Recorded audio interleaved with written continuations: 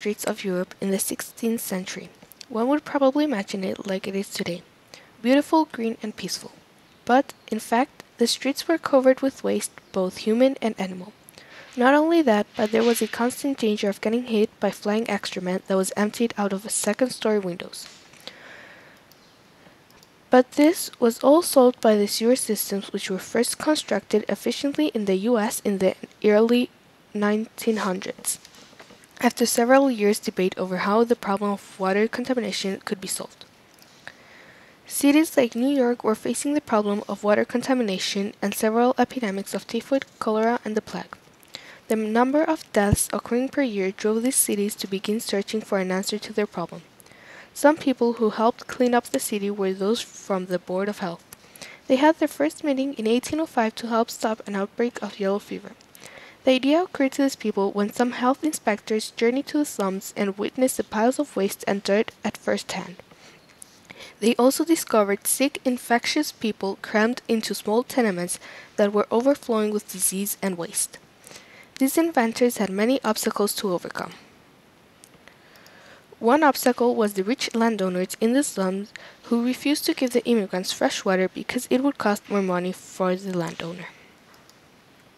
City dwellers who began constructing sewer systems and incorporating them into modern cities had to fulfill a fundamental need in order to adopt this innovation.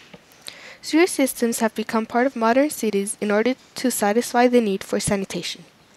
According to professors at Harvard University, cholera is usually transmitted through contaminated drinking water, as John Snow first demonstrated in 1855. Also, according to BBC, in the mid-19th century, London was suffering from recurring epidemics of cholera. In 1853 through 1854, more than 10,000 Londoners were killed by the disease. It was thought at the time to be caused by foul air. The hot summer of 1858 created a great stink of London, which overwhelmed all those who went near the Thames, including the occupants of Parliament. Outbreaks of disease, foul air, and dirty water all led to the development of sewers. Disease outbreaks helped lead to the development of sewers because of how many people were being killed by typhoid, cholera, and the plague. These diseases occurred, however, because of contaminated water, so these also led to the construction of sewers. Finally, foul air led to the construction of sewers because of how unbearable walking around cities became with a foul stench constantly in the air.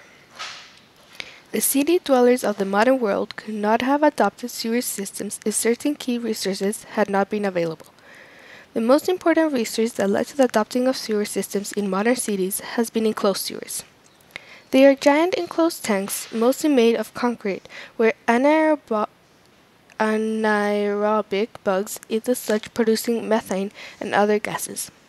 Also, according to the Foundation of Water Research, increased urban development and requirements for tighter control of the quality of effluents discharged into rivers, estuaries, and coastal waters has led to the need to operate wastewater treatment works close to the residential and commercial areas.